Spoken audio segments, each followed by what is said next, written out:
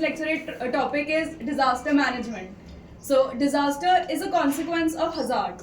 Disaster occurs when hazard meets vulnerability.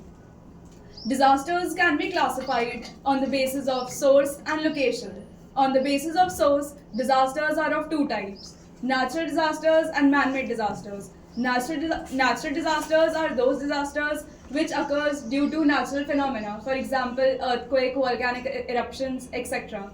Man-made disasters are those disasters which are caused due to some anthropogenic activities. For example, Bhopal gas tragedy 1984.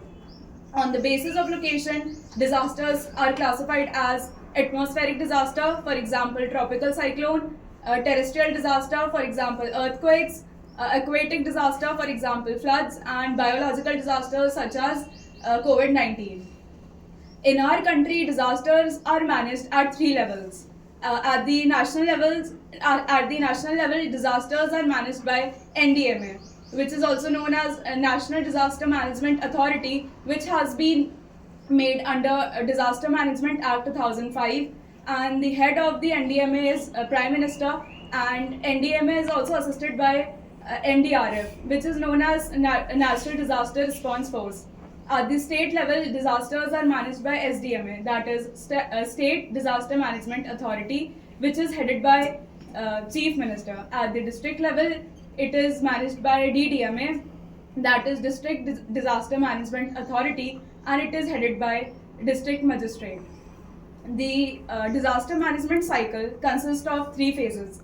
First, pre-disaster phase, which includes preparedness, mitigation, responsiveness.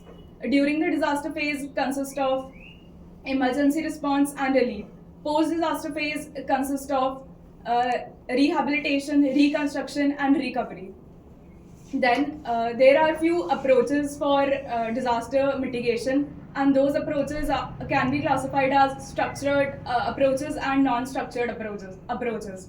So the structured approaches are then further divided in two categories, and those are engineered approaches and non-engineered approaches. Engineered approaches are those which are basically made by the engineers and the architects,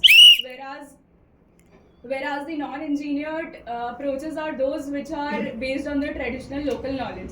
So I would like to conclude by saying that disasters could be easily contained if the hazards are properly taken care of. Thank you.